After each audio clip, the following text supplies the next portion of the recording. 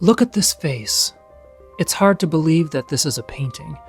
She's perhaps 12 years old. Her cheeks are flushed, her eyes calm. She has no idea what she is. She's the daughter of the most powerful dynasty in Europe, a family that had spent 2 centuries marrying itself into a corner, trading bloodlines for kingdoms until the bloodlines themselves began to fail. By the time this painting was made, the damage was already visible in the people around her. In her half-brother, it would become catastrophic, but not in her, not yet. She was an inbred princess, but she was soon to become a queen. Diego Velázquez painted this child in the early 1650s, and what he captured, without knowing it, was the last uncomplicated face of a family in the process of destroying itself from within. There's a secret in this painting, and it starts with those butterflies in her hair. Let's take a closer look. The portrait is intimate in scale. This is not a ceremonial canvas designed to intimidate. It's a study, close and direct. Velázquez brings us to within arm's reach of the girl. Her hair is extraordinary, dark auburn curls piled high, threaded through with pale blue-gray butterflies made of ribbon and fabric. They're decorative, delicate, the kind of ornament a child might actually enjoy wearing. And that's exactly the point. Those butterflies are a deception, not Velázquez's, the court's. She's 12 years old and she is being presented as innocence, framed as a child with her whole life ahead of her. But every adult in that room when this portrait was made knew precisely what she was for.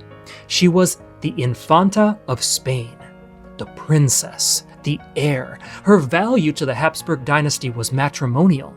The butterflies are what you put in a child's hair when you need the world to believe for just a little bit longer that she's still a child, that she's still innocent. Look more carefully at her face. Ever so slightly, the jaw protrudes, just enough. It's subtle, nothing like what it would become in the family members who were less fortunate. But it's there. Velázquez did not flatter it away. He painted what he saw, and what he saw was the faint signature of a family trait that had been written into her bones by 2 centuries of deliberate inbreeding. Her dress collar's white, simply rendered at the shoulders. The background is nearly black, which pushes her face forward into the light with remarkable clarity. The craquelure, the fine network of cracks that has developed in the paint over 4 centuries, runs across her skin like a map of time. It doesn't diminish the portrait. If anything, it deepens it, reminding you of the distance between her moment and ours. Her expression is composed but not quite settled. She's doing what royal children were trained to do, presenting herself. But there's something underneath that composure that Velázquez catches and doesn't smooth away. A blankness. A child who has been told to sit still and be looked at so many times that she's learned to disappear inside of it. He painted her honestly. That was not always safe. To understand this face, you have to understand the family behind it. The Hapsburgs rose to dominance in the late 15th century through a strategy so effective it became a motto. Let others wage war. You, happy Austria, marry. A political wedding could accomplish in a day what an army might fail to achieve in a decade. The architect of this empire was Maximilian I, who in the 1490s used marriage to unite the Burgundian Netherlands, the wealthiest commercial territory in Europe, with the Hapsburg Austrian lands. His grandson Charles V inherited Spain, Austria, the Netherlands, Naples, Sicily, Sardinia, and the Holy Roman Empire simultaneously. No single ruler in European history had ever controlled so much territory since Charlemagne. At its peak, the Hapsburg Empire stretched from the Iberian Peninsula across Central Europe, down through Italy, and across the Atlantic into the Americas. And the Americas changed everything. The silver mines of Potosi in present-day Bolivia, worked by slaves and indigenous labor under conditions of extraordinary brutality, produced more silver in the 16th century than the rest of the world combined. That silver flooded into Hapsburg coffers, funding their armies and underwriting the entire machinery of European dominance. Spain became the first truly global empire, with territories in the Americas, the Philippines, parts of Africa, and trading posts across Asia. The sun, it was said, never set on Hapsburg lands. They built the most powerful institution the Western world had ever seen, and they built it by keeping everything inside the family. By the time Velázquez painted this young lady, the 30 Years' War had just ended, a catastrophic conflict that had killed a third of the population of Central Europe and left the Hapsburg grip on the Holy Roman Empire permanently weakened. France, under Louis XIV, was rising to challenge Spanish dominance. The Dutch Republic had won its independence. England was becoming a naval power. The world the Habsburgs had built was beginning to shift beneath their feet.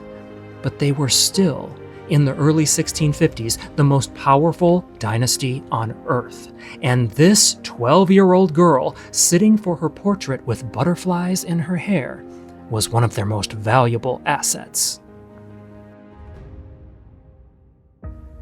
But keep watching, because here is where the painting really starts to reveal its secret. The Hapsburg jaw, mandibular prognathism, was a genetic trait that appeared early in the dynasty and grew worse with every generation of cousin marriage. A protruding lower jaw, a thickened tongue, a bite so misaligned that eating and speaking became progressively more difficult. Portrait painters learned to minimize it. Diplomatic correspondence politely ignored it. By the time it reached Charles II of Spain, Maria Theresa's half-brother, born in 1661, it could no longer be minimized. Charles could barely chew. His tongue was so enlarged that he drooled constantly. He struggled to speak clearly. Geneticists who studied the Hapsburg family tree centuries later found that Charles II's parents were as genetically similar as siblings. He died at 38, leaving no heirs. The Spanish Hapsburg line died with him. Maria Theresa shows almost none of it. Her features are soft, her jaw almost unremarkable. And the reason for that, the specific accident of her parentage that spared her the worst, is sitting in her genetics. Her mother was Elizabeth of France, not a Hapsburg. One generation of genuine outside blood. Maria Theresa was the lucky one. The butterflies in her hair, the healthy flush in her cheeks, these are the visible signs of a genetic inheritance that protected her from the path that was destroying everyone around her.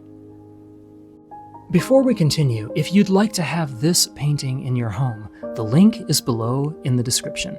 High-quality prints, free shipping worldwide, multiple sizes and finishes, and plenty of other great masterpieces of classic art, Diego Velázquez, Peter Bruegel the Elder, and many more to choose from. Each purchase helps me keep researching and creating videos just like this. Let's continue. The story of the young woman with the ever so slightly protruding chin would soon take a momentous turn.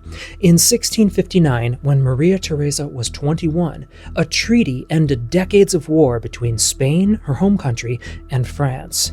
The terms included a marriage. She would wed Louis XIV of France, the Sun King, the most powerful monarch in all of Europe. She was required, as a condition of the marriage, to formally renounce her claim to the Spanish throne. So she did, and then she crossed the border into France and became the queen. Sadly, Louis XIV was spectacularly, publicly unfaithful. He maintained a succession of official mistresses throughout their marriage, while Maria Theresa remained devoted to him. She learned French, she attended Mass, she produced children. She later said that she had never had a single happy day as Queen of France. In the summer of 1683, she developed an abscess on her arm. Doctors lanced it, but the procedure went wrong, and the infection spread rapidly. She would die within days at age 44, an entirely preventable death. Louis XIV was there at her bedside, and he said, "This is the first sorrow she has ever caused me." But Maria Theresa may not have always been completely unhappy. There was a man at the French court named Nabo. He was African. He was also a dwarf. He was documented in the court records as a page, and he was unusually close to the queen. He made her laugh in a court where almost no one bothered to. He kept her company.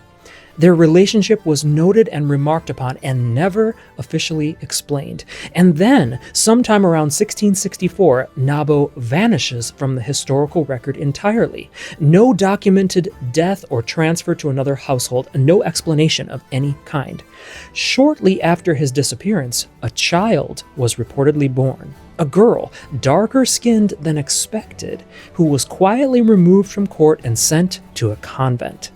She lived there for decades as a nun known as Louise Marie Thérèse. In whispers, they called her the Black Nun of Moray. The abbess of the convent reportedly told visitors that she was the daughter of a royal. Louis XIV allegedly visited her on multiple occasions. The writer Voltaire mentioned the story too. Now, before you ask, how was this even possible?